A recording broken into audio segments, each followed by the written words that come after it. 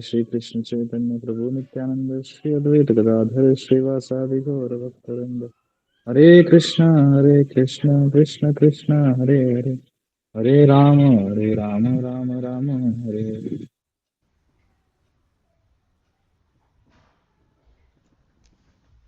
हरे कृष्ण। तो मैं am considering that my voice is Audible. जब तक आप लोग नहीं बोलते तो मैं तो ये मान रहा हूँ सबको सुनाई दे रहा है। ठीक है।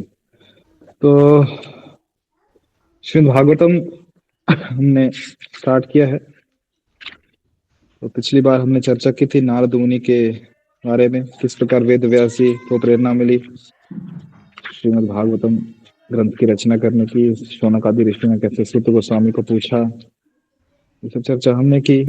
नारद मुनि का पिछला जन्म देखा और हरे कृष्णा। बाकी जन कृपया अपने अपने माइक बंद रखें क्योंकि आवाज सीधा मेरे कानों में जा रही नहीं। कहा तो शुरू करते हैं। आज हम शुरू करेंगे अश्वत्थामा का किस्सा, अश्वत्थामा की कथा। तो ये बात तब की है जब महाभारत का जो युद्ध था, 18 दिवस युद्ध चला, युद्ध समाप्त हो गया था और जो दुर्योधन है वो परास्त हो चुका था और निस्सहाय अवस्था में पड़ा हुआ था क्योंकि भीमसेन ने बहुत जोर से गदा मारी थी। तो दुर्योधन की अवस्था ऐसी थी कि ना वो जी पा रहा था ना मर पा रहा था। तो उस अवस्था में अश्वत्थामा उसके पास पहुंचा और अश्वत्थामा ने उन्हें बताया कि उन्होंने कितना बड़ा पराक्रम किया है, कितना बहुत बड़ा कार्य किया है। क्या किया अश्वत्थामा ने कि रात के अंधेरे में पांडवों का जो खेमा था जहां उन्होंने टेंट लगाए थे वहां घुस गया और ये अश्वत्थामा को लग रहा है कि वो 5 पांडवों को मारकर उनके सर काट कर लेके आया है और दुर्योधन को दिखा के प्रसन्न करना चाहता है, देखो मैं 5 पांडवों को मार ले आया, उनके सर लेके आया। दुर्योधन ने कहा ठीक है। तो मुझे दुर्योधन खुश हो गया, मुझे भीम का सर दो, भीम का। तो भीम का सर दिया दुर्योधन को अश्वत्थामा ने। दुर्योधन ने सर दो पकड़ के दबाया और चकनाचूर हो गया सर। दुर्योधन ने गुस्से में कहा तुम पांडवों का सर नहीं लेके आए, ये भीम का सर नहीं है, इतना कमजोर नहीं हो सकता।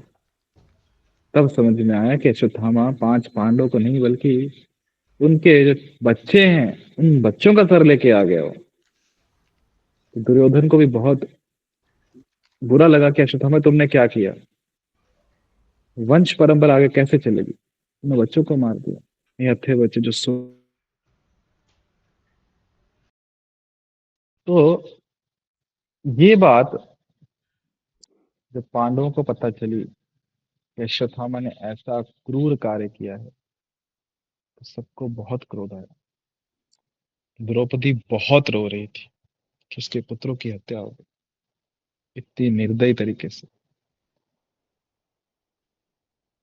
अर्जुन ने प्रतिज्ञा की कि द्रौपदी, मैं तुम्हारे आंसू तब तक नहीं पहुंचूंगा जब तक मैं उस अश्वत्थामा का सर नहीं लेके आता और उसके सर पर खड़े होके तुम अपने केस धोना।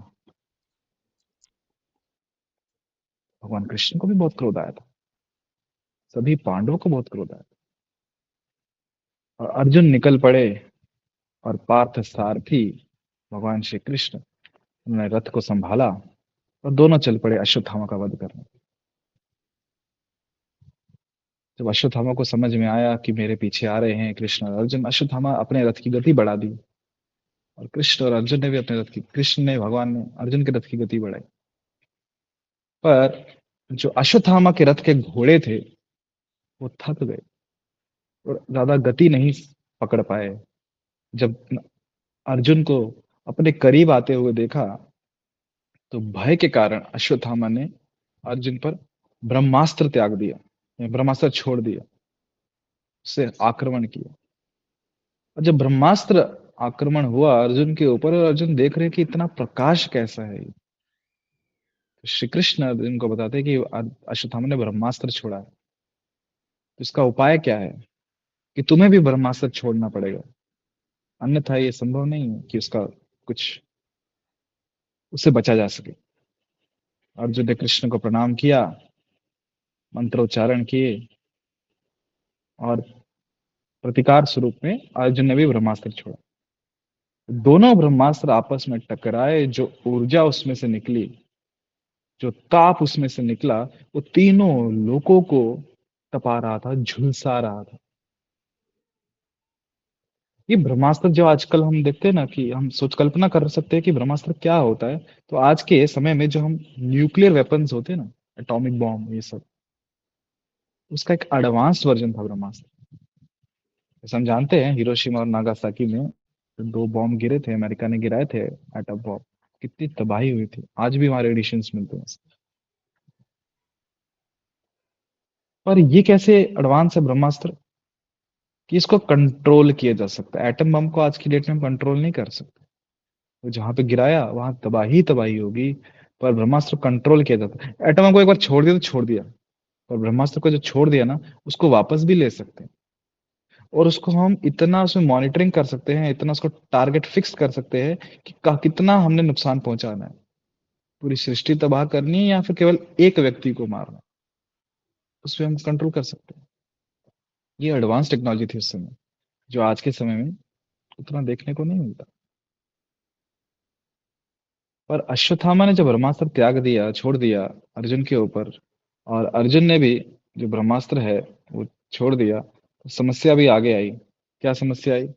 समस्या ये थी कि अश्वत्थामा ब्रह्मास्त्र छोड़ना तो जानता था, पर यह नहीं जानता था कि ब्रह्मास्त्र को वापस कैसे लिया जाए, उसको कैंसल आउट कैसे किया जाए। मिसाइल छोड़ दो, छोड़ दी, उसको वापस बुलाना नहीं जानता था अश्वत्थामा, पर अर्जुन जानता था। तो अर्जुन ने क्या किया, ब्रह्मास्त्र को वापस बुला दिया।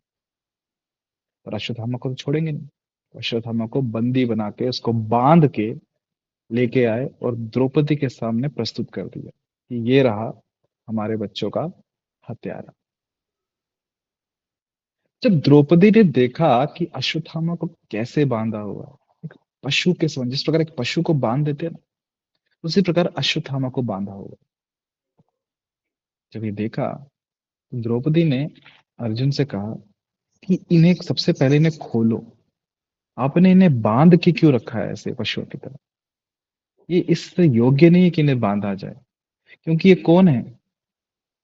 ये ब्राह्मण है, ये गुरु द्रोणाचार्य के पुत्र हैं। तो इन्हें क्षमा कर दो, इन्हें जाने दो। जब ये सुना भीमसेन ने कि इन्हें क्षमा कर दो, इसने हमारे बच्चों का वध किया है, वो भी नींद में, इस आतताई को कैसे क्षमा कर दो, इसे तो मैं मारूंगा। द्रौपदी कहते नहीं, हम इसे नहीं मार सकते, क्योंकि ये ब्राह्मण है, हमारे गुरु जो हैं, गुरुजन उनके पुत्र हैं, इन्हें वो सम्मान मिलना चाहिए ब्राह्मण का। और द्रोणाचार्य की जब मृत्यु हुई थी, तो जो द्रोणाचार्य की पत्नी है कृपि, वो सती नहीं हुई थी। सती अर्थात कि जब पति की मृत्यु हो जाए तो पत्नी भी साथ में उस अंतिम अग्नि में प्रवेश कर जाती है जीते जी, अपने पतिव्रता धर्म का पालन करने के लिए। हाँ, आप कह सकते हो कि ये तो टॉर्चर है, सती प्रथा खत्म हो चुकी है, ऐसा नहीं होना चाहिए। पर जो सती प्रथा बैन हुई बाद में, जो राजा राम मोहन राय ने, जो क्रांतिकारी थे, उन्होंने, सोशल वर्कर थे सॉरी, उन्होंने भी इसका मना किया सती प्रथा के लिए। क्यों किया? क्योंकि जो सती प्रथा भारत में बाद में जो चल रही थी, उसमें जबरदस्ती पत्नी को आग में डाल दिया जाता था। उसकी इच्छा हो नहीं हो, उसको जबरदस्ती उठा के डाल देते, जो गलत था। क्योंकि जब पत्नी सती होती थी तो वो अपनी इच्छा से होती थी, कारण कि पति के बिना जीना उसके लिए ज्यादा तकलीफदायक था जलने की अपेक्षा। पति के साथ पीछे रहने में उसको बहुत तकलीफ होती थी, वो सहन नहीं कर पाते थे वो पीड़ा। अग्नि की पीड़ा उसके लिए कुछ नहीं है, तो इसलिए पति के साथ ही चले जाते थे सती होकर। वो स्वयं उसका क्या बोलते, सेल्फ इंस्पायर्ड थे। बाद में उसका परिवर्तित स्वरूप आ गया। पत्नी की इच्छा नहीं है जाने की, फिर भी घर वाले उसको जबरदस्ती आग में डाल देते, वो तो हत्या हो गई फिर। तो कृपि सती नहीं हुई थी। जब द्रोणाचार्य की मृत्यु होगी तो कृपि सती नहीं हुई थी, ये द्रौपदी बता रही। कृपि इसलिए सती नहीं हुई थी क्योंकि पीछे पुत्र जीवित थे जो कि अश्वत्थामा। तो पुत्र जो है उसमें पति का स्वरूप होता है, पति का प्रतिनिधि है वो। तो पुत्र रहते हुए पत्नी सती नहीं होती क्योंकि पीछे पुत्र बाकी है ना अभी। इसलिए कृपि सती नहीं हुई थी पुत्र की वजह से, पुत्र के लिए।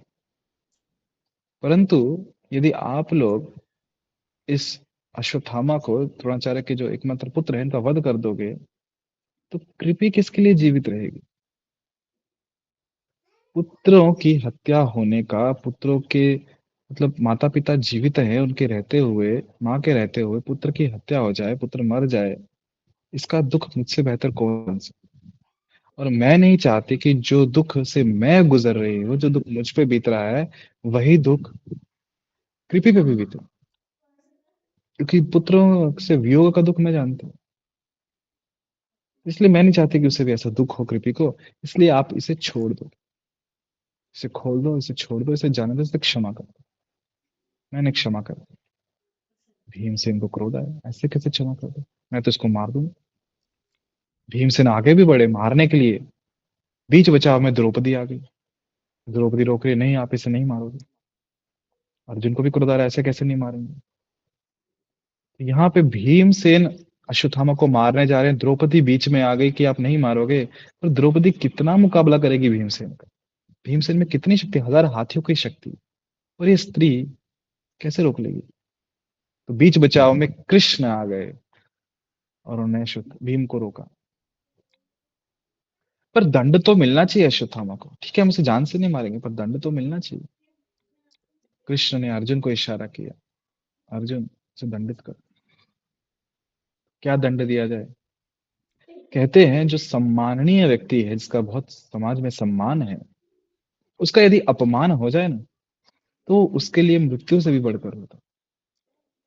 तो सबसे पहले तो जो अश्वत्थामा के सर पे जो मणि थी ना, उस मणि को उससे अलग कर दिया गया, उससे मणि छीन ली गई।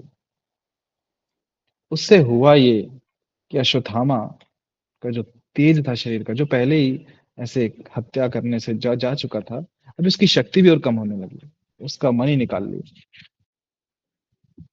और उसके केस काट दिए, उसके बाल काट दिए। बहुत ही लज्जित, बहुत ही शर्मिंदा होके वो अश्वत्थामा उस खेमे से बाहर आया। मन में प्रतिशोध की भावना थी, बदला लूंगा, चला गया। और यहाँ पे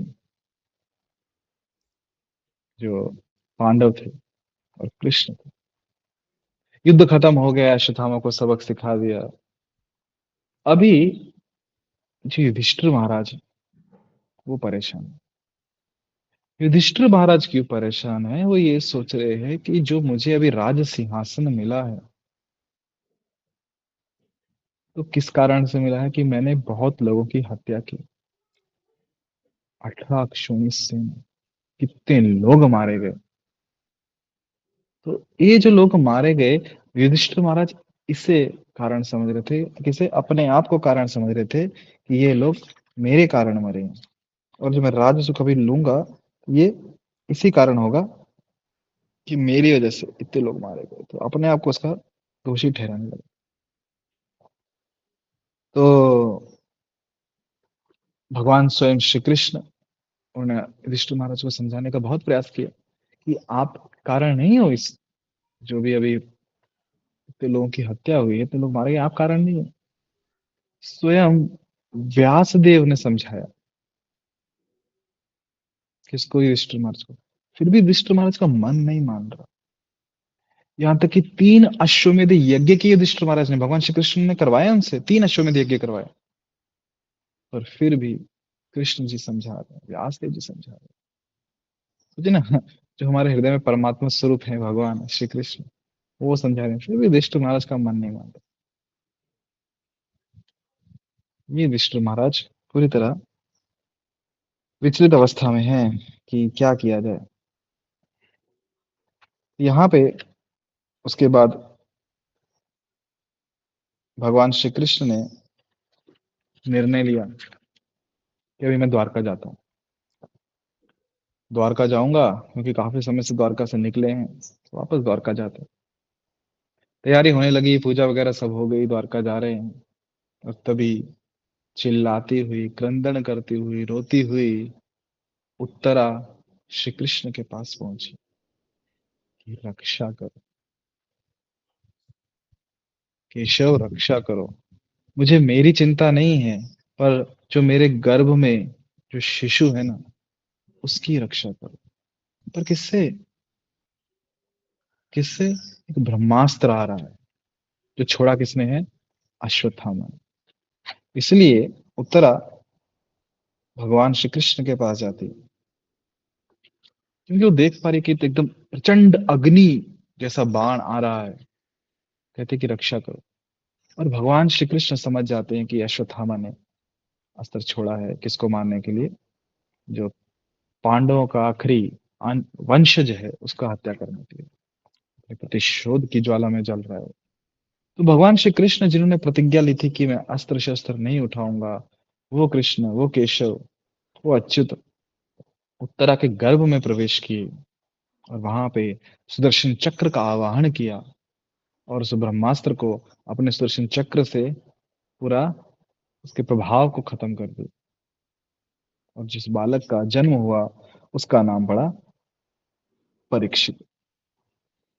उसके बाद जाते समय माता कुंती ने प्रार्थनाएं की भगवान श्री कृष्ण को।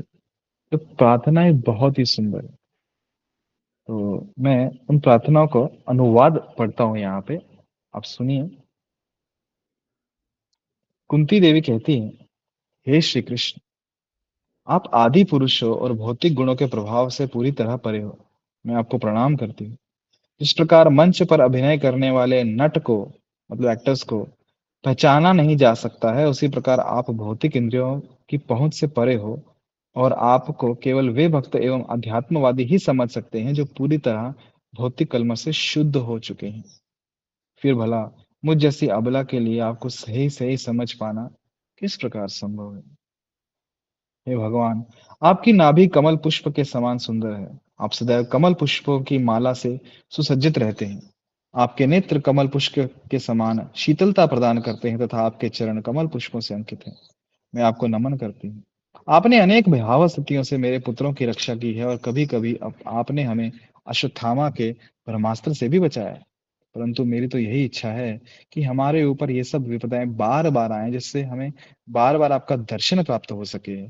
क्योंकि आपके दर्शन का अर्थ है कि हमें फिर से जन्म मृत्यु का दर्शन नहीं करना पड़ेगा। हे नाथ, जब आप एक मनुष्य रूप में लीलाएं करते हैं तो उस समय आपके कार्य अत्यंत भ्रामक होते हैं। यद्यपि आपको देखकर स्वयं भय भी भयभीत रहता है, परंतु आप माता यशोदा के हाथों में छड़ी और आपके बांधने के लिए लाई गई रस्सी देखकर भयभीत हो जाते हैं। निश्चित ही ये हमें भ्रम में डाल देता है।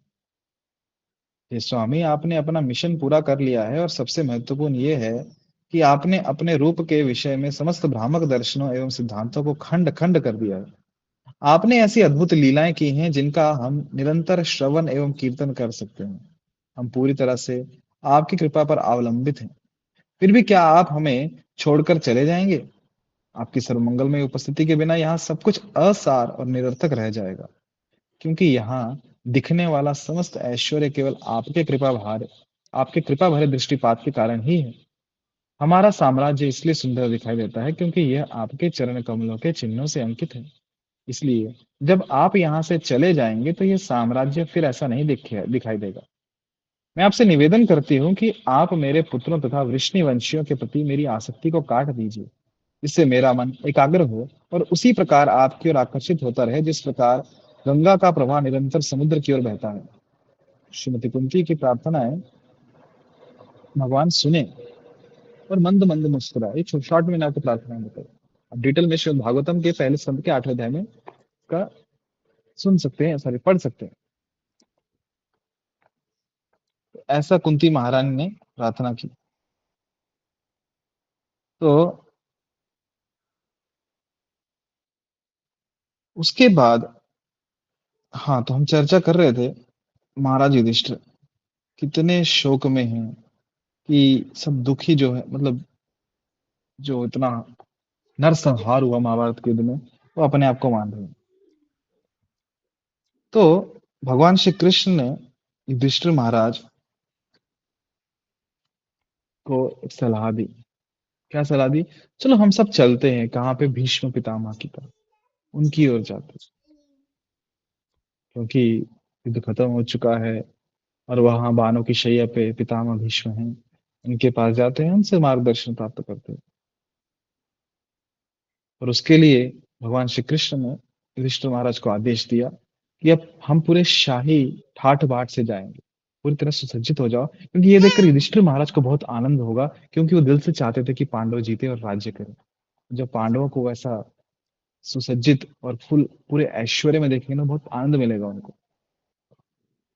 तो उसी प्रकार पूरा सज धज के, जिस प्रकार राजा की क्या कहते हैं उसे, कॉन्वॉय कह सकते हैं हम, या फिर राजा जब निकलता है तो पूरा कैसे अपना सात समुद्री के साथ निकलता है, ठाठ बाट के साथ, वैसे वो लोग गए और युधिष्ठिर और धृतराष्ट्र सॉरी भीष्म पितामह जी को मिले।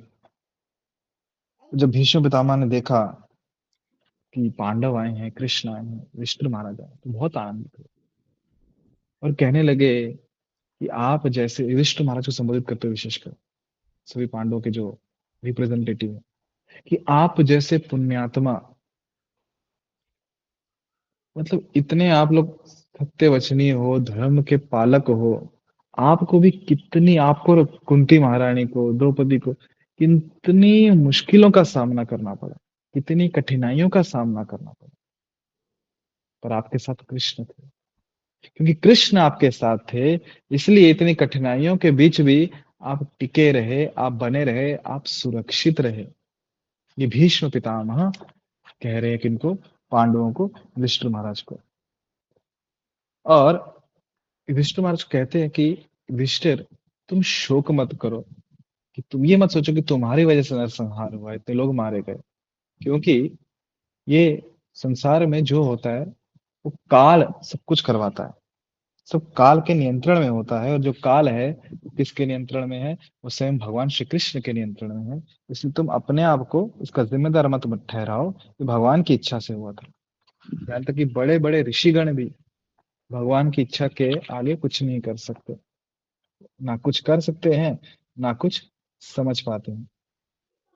और निराश मत हो, तुम इसके भगवान की जो परम इच्छा है उसे स्वीकार करो, है ना। और जो पूरी पृथ्वी का जो साम्राज्य है उसे स्वीकार करो और प्रजा का पालन करो। और गुणगान करते हैं कि कृष्ण कितने दयालु हैं। भगवान श्री कृष्ण जो मूल नारायण हैं, वो एक मनुष्य का अभिनय कर रहे हैं, और हम भी उनके कार्यों से भ्रमित हैं। तो भगवान जो है सबके प्रति समान रहते हैं। कृष्ण कहते हैं गीता में, समोहम सर्वभूतेषु, सब समान दृष्टि से देखते हैं भगवान सबको। पर मेरे प्रति, विष्णु पितामह कह रहे हैं, मेरे प्रति भगवान विशेष कृपालु हैं, दयालु हैं, क्योंकि मैं उनका निष्ठावान सेवक हूँ। इसलिए मेरी मृत्यु की घड़ी में भगवान देखिए स्वयं आए हैं।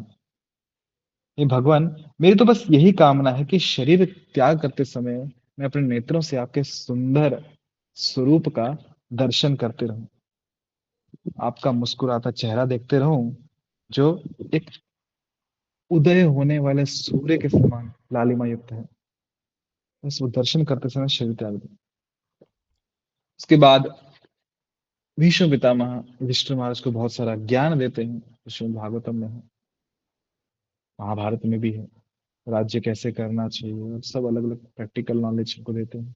और उसके बाद क्योंकि जो सूर्य है वो उत्तरायण में प्रवेश कर रहा है, गीता में भी भगवान कहते हैं ना कि जब सूर्य उत्तरायण में हो तो योगी की गति ऊंची होती है। उसकी प्रतीक्षा करते हुए जब सूर्य उत्तरायण में जा रहा है, तो भगवान श्री कृष्ण वहां उपस्थित हैं, और भीष्म पितामह उस समय अपना देह त्याग कर रहे हैं, है ना। अभी देखिए, सूर्य उत्तरायण में जा रहा है, उत्तर की ओर। तो उत्तरायण का अर्थ क्या होता है? आयन का मतलब होता है आश्रय लेना। सूर्य अभी उत्तर का आश्रय लेगा, उत्तर दिशा की ओर जाए। नारायण भी हम सुनते हैं। नारायण कौन है? जिनका नर लोग आश्रय लेते हैं वो नारायण है। और यहाँ पे भीष्म पितामह किसका आश्रय ले रहे हैं? देखिए सामने कौन है? स्वयं भगवान श्री कृष्ण, है ना। जब कृष्ण जहाँ पे हैं वहीं तो उत्तरायण है। क्योंकि जहाँ कृष्ण उपस्थित है उससे अच्छा शुभ स्थान कौन सा रहे? तो भगवान श्री कृष्ण की उपस्थिति में जो भीष्म पितामह है वो अपना देह त्याग कर रहे हैं। अभी देखिए कृष्ण सामने खड़े हैं और भीष्म पितामह कृष्ण का स्मरण कर रहे हैं। किस प्रकार कृष्ण ने महाभारत के युद्ध में कैसे प्रतिसाद किया भीष्म पितामह के साथ, क्योंकि उनके निष्ठावान सेवक है ना भीष्म पितामह। भीष्म पितामह को स्मरण हो आ रहा है और कह रहे हैं कि दुर्योधन मुझ पे बहुत लांछन लगा रहा था कि मैं पांडवों से बहुत प्रेम करता हूँ, अर्जुन से प्रेम करता हूँ, इसलिए मैंने मार नहीं रहा, सिर्फ खेल रहा हूं उनके साथ। ऐसे तो युद्ध चलते ही रहेगा। तो दुर्योधन के ऐसी बातें सुन के भीष्म पितामह को क्रोध आया। बोले ठीक है, प्रतिज्ञा ले ली कि कल मैं पांडवों का वध कर दूंगा। और 5 बाण निकाले और दुर्योधन ने कहा इन्हीं 5 बाणों से मैं कल पांडवों का वध करूंगा। दुर्योधन को विश्वास नहीं था भीष्म पितामह। क्या पता सूर्योदय होते होते, सुबह होते होते इनका मन बदल जाए। आज तो बोल दिया फॉर्म फॉर्म में कि मैं वध कर दूंगा, कल को नहीं कर पाए तो, मन बदल गया तो एक काम करो भीष्म पितामह जी, आप ये बाण मुझे दे दो, मैं मेरे पास रखता हूँ, कल जब युद्ध शुरू होगा तब आपको लाके दे दूंगा, तब आप उनका वध कर देना। ठीक है, बाण लेके चला गया दुर्योधन। अभी ये बात किसको पता थी कि ऐसा ऐसा भीष्म पितामह ने प्रतिज्ञा की है? पांडवों को नहीं पता। दुर्योधन को पता थी और भीष्म पितामह को पता थी। और रात के समय अर्जुन तो सो रहे निश्चिंत। क्यों टेंशन लेने के लिए? कृष्ण है ना, मैं क्यों टेंशन लूं? कृष्ण अर्जुन को उठाते हैं, अर्जुन उठो, तुम्हारी मृत्यु की तैयारी हो रही है वहां पे, तुम्हारे साथ तो पांडवों की भी, चलो मेरे साथ। और पहुंच गए दुर्योधन के खेमे में। और दुर्योधन तो शॉक हो गए, अर्जुन तुम यहाँ कैसे? अर्जुन कहता है मैं तुमसे वरदान मांगने आया हूं। याद है वनवास के समय तुमने मुझे एक वरदान दिया था। दुर्योधन को याद था कि मैंने वरदान तो दिया था। वो वरदान क्या था? ये बात है जब वनवास हुआ था पांडवों को, तो दुर्योधन को पता चला था कि पांडव वन में कहाँ पे हैं। अब दुर्योधन तो पूरा शाही ठाट बाट से है, और पांडव बेचारे वन में इधर उधर दर बदर भटक रहे हैं। खाने का कुछ अता पता नहीं, जो वन में जो नेचुरली जो फल मिल जाए, कंदमूल मिल जाए वो खा लेते थे। तो उनको चिढ़ाने के लिए, पांडवों को चिढ़ाने के लिए दुर्योधन ने सोचा क्यों ना हम एक पार्टी रखते हैं, जंगल में पिकनिक मनाते हैं। तो सभी जो डांस नाच वाले, खाना बनाने वाले, है ना, कर्ण दुर्योधन कौरव पहुंच गए जंगल में। और उनका जो प्लान था वो ये था कि जहां पे पांडवों ने उस दिन जहां रह रहे हैं, हम उनके पास ही जाके कहीं तो रहेंगे, एकदम पास में, ताकि हमारा जो नाच गाने से उनको जलन हुए, उनको दुख पहुंचे, उनको तकलीफ हुए कि देखो कितने अच्छे से रह रहे हैं और हम कहाँ भटक रहे हैं जंगल में। तो पहुंच गए ये भी जंगल में, कौरव उसके पास, कहाँ पे जिस स्थान के पास पांडव थे उसके पास। तो जब वहां पहुंचे तो वहां पे पहले से ही गंधर्व पहुंचे हुए थे। और गंधर्वों ने वहां पे अपना टेंट, वो पिकनिक मना रहे थे बेसिकली, तो उनका नाच गाना चल रहा था। तो जब दुर्योधन वहां पहुंचे अपने पूरे साज सामग्री के साथ कि हमें यहाँ पे पिकनिक मनाना है, तो गंधर्वों ने कहा यहाँ तो हम पहले से ही हैं, हम नहीं हटेंगे। दोनों में युद्ध हो गया। गंधर्व का नाम शायद से चित्ररथ था, अगर मैं गलत नहीं हूं तो चेक करना पड़ेगा। तो दोनों में युद्ध हुआ। और क्योंकि गंधर्व ज्यादा शक्तिशाली थे, देवलोक से थे, तो उन्होंने दुर्योधन को बंदी बना दिया। जब युद्ध हो रहा था गंधर्वों के साथ, तो उस समय वहां पे दुर्योधन भी था और कर्ण भी था। क्योंकि कर्ण गंधर्वों का सामना नहीं कर पाया, तो युद्ध भूमि से पीठ दिखाकर भाग गया। बचा कौन? दुर्योधन। उसको गंधर्वों ने बांध दिया। अभी जो लोग हमेशा ये कहते हैं ना, दोस्ती की दुहाई देते हैं कि दोस्त हो तो कर्ण जैसा, दुर्योधन के लिए सब कुछ करने को तैयार था, अभी कहाँ गई दोस्ती? भाग गया था वो, पीठ दिखा के युद्ध भूमि से, दुर्योधन को वैसे ही छोड़ के भाग गया। ऐसे दोस्त थोड़ी होते। दुर्योधन को जब बंदी बना दिया, बंद गया, तो ये बात पता चली पांडवों को कि कैसे पता चली? दुर्योधन के ही जो लोग थे ना, उनमें से, क्योंकि उनको पता था कि पांडवों को चिढ़ाने के लिए तो पांडव पास में ही होंगे, तो एक दिन भागा भागा पांडवों के पास गया कि दुर्योधन को गंधर्वों ने बंदी बना लिया, कृपया सहायता कीजिए।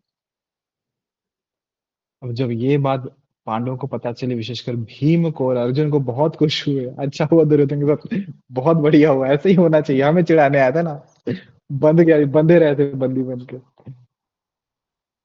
पर युधिष्ठिर महाराज को जब पता चला, उन्हें दुख हुआ। उन्होंने भीम और अर्जुन को कहा कि जाओ, दुर्योधन को छुड़ाओ। वो शॉक हो गया, ऐसे कैसे भैया, आप ऐसे कैसे कह सकते हो? छुड़ाओ, हमें चिढ़ाने आया था वो। अच्छा वो सर, बोले नहीं। युधिष्ठिर महाराज कहते हैं कि हम में, भाइयों में आपस में जो भी मनमुटाव है, वो आपस में है। पर जब बाहर वाला कोई आक्रमण करता है, हम सब एक हैं, हम सब कौरव हैं, गुरु के वंशज हैं। तो जाओ और बचाओ। तो अर्जुन पहुंचते हैं वहां पे, युद्ध होता है, और जो गंधर्व है वो चले जाते हैं। पर ये खुलेगा कैसे? खुलने का उपाय एक ही है कि जब कोई पतिव्रता स्त्री दुर्योधन के सर पे पांव रखेगी, तो इसकी रस्सियां खुल जाएंगी, इसका बंधन खुल जाएगा। अब इस जंगल में पतिव्रता स्त्री कहाँ मिलेगी? तो एक ही थी, कौन? द्रौपदी। तो लेके गए उसको, बंधे हुए दुर्योधन को। द्रौपदी ने को कहा गया कि अपने पांव उसके सर पे रखो, और द्रौपदी ने अपने पांव, दोनों पांव उसके सर पे रखे, और वो मुक्त हो गए दुर्योधन। सोचिए, दुर्योधन के लिए कितनी शर्म की बात है कि जिनको चिढ़ाने के लिए वो आया, जिनसे इतना द्वेष करता था, घृणा करता था, अंत में उन्होंने ही उसे छुड़ाया। और वो भी कैसे? उसके सर पे पांव रख के। बहुत शर्म से लज्जित हुआ। और कहते ना, एहसान निपटाने के लिए, उपकार निपटाने के लिए उसने वरदान दिया कि मांगो, क्या मांगना चाहते हो, दे दूंगा। तो उन्होंने कहा, पांडवों ने, अर्जुन ने विशेषकर, हमें कुछ नहीं चाहिए, अगर आवश्यकता होगी तो मांग लेंगे। दुर्योधन चला गया। आज युद्ध के समय में अर्जुन दुर्योधन को वो वरदान याद दिला रहे हैं। दुर्योधन, याद है तुमने कहा था वरदान मांगो, आज मैं वरदान मांगना है। दुर्योधन कहता है, मांगो क्या चाहिए? अगर तुमको राज्य भी चाहिए ना, तो मैं राज्य भी तुमको दे दूंगा। अर्जुन कहते हैं, नहीं, राज्य तो हम युद्ध लड़के ही जीतेंगे, वो ऐसे मांग के नहीं लूंगा मैं, युद्ध करेंगे, जीतेंगे, और फिर राज्य लेंगे। वरदान में मुझे कुछ और चाहिए। बोले, क्या चाहिए? युधिष्ठिर, सॉरी, दुर्योधन भी शौक, क्या चाहिए? राज्य नहीं चाहिए? स्वाभिमान देखिए अर्जुन का कि राज्य तो अभी युद्ध करके ही लेंगे, भीख में नहीं चाहिए। फिर क्या चाहिए? बोले, वो जो 5 बाण है ना, जो भीष्म पितामह ने दिए, वो बाण दे दो। दुर्योधन के पाँव में जमीन निकल गई। तुमको कैसे पता चला वो 5 बाण है? और क्योंकि मांगे हैं, वरदान है, वचन के पक्के हैं, दिए 5 बाण, और बोले जाओ। अर्जुन आ गए।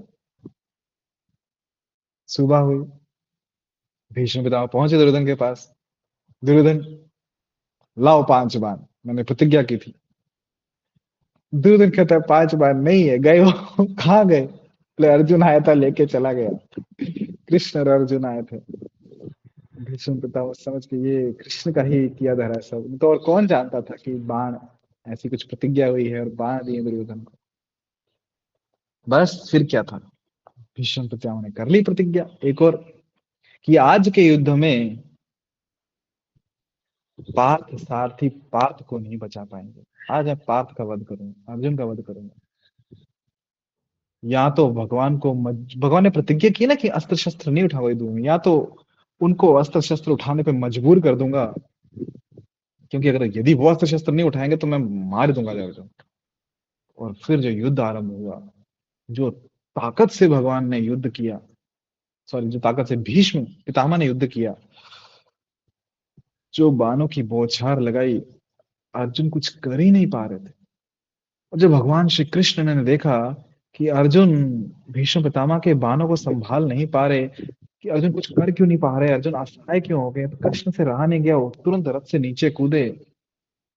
एक टूटा हुआ रथ था, उसका पहिया उठा लिया और वो पहिया लेके भीष्म पितामह की ओर दौड़े कि आज मैं ही मार दूंगा भीष्म। और जब भीष्म पितामह ने देखा कृष्ण स्वयं अपने हाथ में रथ का पहिया लेके उनकी ओर दौड़ रहे हैं, उन्होंने धनुष बाण नीचे रख दिया और हाथ जोड़ के खड़े हो गए, प्रभु आइए मेरा वध कीजिए। भगवान के सामने एकदम आश्रित हो गए। और पीछे से अर्जुन दौड़े, भगवान क्या कर रहे हो, आपने प्रतिज्ञा ली है, क्यों अस्त्र शस्त्र उठा रहे हो, पांव पकड़ लिए उनके, फिर रथ पे वापस कर। तो भगवान की भक्त वत्सलता को स्मरण कर रहे भीष्म पितामह अपने अंतिम समय में, कि भगवान का वो स्वरूप कितना सुंदर है। भगवान कैसे है कि भक्त की प्रतिज्ञा बचाने के लिए अपनी प्रतिज्ञा तोड़ दी। कि जब युद्ध भूमि में है, भगवान का स्वरूप का चिंतन कर रहे हैं, कि जो केशव हैं, उनके केसों पे धूल उड़ी हुई, धूल लगी हुई है, धूल से सने उनके केश हैं, उनका जो वस्त्र है, जो उत्तरी कह सकते हैं, जो है ना, वो वस्त्र उड़ चुका है, उनके शरीर शरीर से नीचे गिर चुका है, उनके चेहरे पे मेहनत के कारण पसीनों की बूंदों से नमी आ गई है। और जो भीष्म पितामह ने जो बाण चलाए हैं ना, वो बाण भगवान को जो लगे हैं, छुबे हैं, और वहां से रक्त निकल रहा है। भगवान बहुत सुंदर दिख रहे हैं और भगवान इन बाणों का आनंद ले रहे हैं। तो ये स्वरूप का चिंतन करते हुए भीष्म पितामह बहुत आनंद में हैं। और अंतिम समय में भगवान की वो मुस्कुराहट देख के, भगवान के सुंदर चेहरे को देखते हुए, अपने नेत्र को खुले रखते हुए भीष्म पितामह देह त्याग किया और भगवान के धाम चले गए। इस प्रकार भीष्म पितामह ने अपना देह त्याग किया और कहते हैं कि आज मैं कितना भाग्यशाली हूँ कि मेरी इस अंतिम घड़ी में भगवान स्वयं मेरे सम्मुख आए हैं और मैं अपनी पूरी चेतना से उन पर केंद्रित करने में सक्षम हूँ। और जब भीष्म पितामह ने देह त्याग दिया, तो उस समय जो मनुष्य हैं, देवतागण हैं, सब भीष्म के गुणगान में नगाड़े बजाने लगे। उनके सम्मान में आकाश से पुष्पों की वर्षा हुई और महाराज युधिष्ठिर ने उनकी अंतिम जो क्रिया थी वो संपन्न की। उसके बाद जो जितने भी वहां ऋषिगण थे, भगवान श्री कृष्ण की उन्होंने यथोचित पूजा की, भगवान कृष्ण का गुणगान किया और सब अपने अपने घर वापस लौट गए। और भगवान सभी भाइयों के साथ भगवान श्री कृष्ण और महाराज युधिष्ठिर भी वापस हस्तिनापुर आ गए। और इस प्रकार आगे भी आएगी, कथा आएगी कि भगवान युधिष्ठिर महाराज का किस प्रकार जो शोक था वो नष्ट हो गया और किस प्रकार भगवान हस्तिनापुर से द्वारका की ओर चल पड़े। तो आज हम यहीं पे रुकते हैं। अगले सत्र में हम चर्चा करेंगे कि किस प्रकार भगवान हस्तिनापुर से द्वारका की ओर जाते हैं और किस प्रकार जो हस्तिनापुर के रहवासी हैं वो विरह में जाते हैं, उनको कितना दुख होता है और क्या उनकी भावनाएं होती हैं। और जब भगवान द्वारका पहुंचते हैं तो उनका द्वारका में सम्मान कैसे होता है, उनका स्वागत कैसे होता है, द्वारका वासी कितने आनंदित हो जाते हैं और आनंद में क्या क्या करते हैं, इसकी चर्चा हम अगले सत्र में करेंगे। हरे कृष्ण। तो यहाँ रुकते हैं।